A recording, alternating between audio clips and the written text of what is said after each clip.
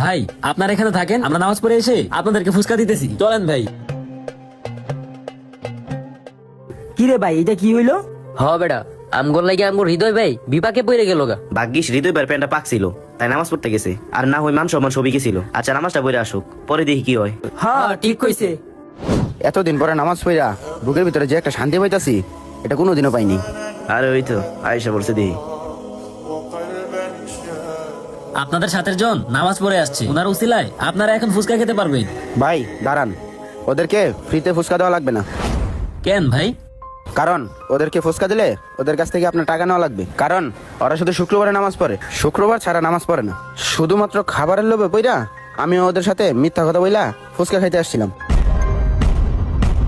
আজকে আপনার সাথে নামাজ পড়া ভিতরে যে একটা শান্তি লাগতাছে, সেই ভিতরেই মিথ্যা কথাটা চাইপা রাখতে আমার অনেক কষ্ট হইতো। তাই আপনাকে সত্য কথাটা না বইলা আর পারলাম না। আর ভাই আপনি একটা খুব ভালো উদ্যোগ নিছেন, আল্লাহ আপনার ব্যবসাতে বরকত দান করুক। আর ভাই আমাদের সবাইকে আপনি ফুসকা দেন, আর এই বিলটা আমি দিতেছি। আচ্ছা ঠিক আছে ভাই, সবাইকে ফুসকা দিতেছি। شكرا لك ربي حمدا لك ربي নামাজ মানুষকে শেখায় লোভ নয়, মিথ্যা নয়, সত্যই হলো সবচেয়ে বড় ঈমান। আমাদের ভিডিওটি ভালো লাগলে অবশ্যই ভিডিও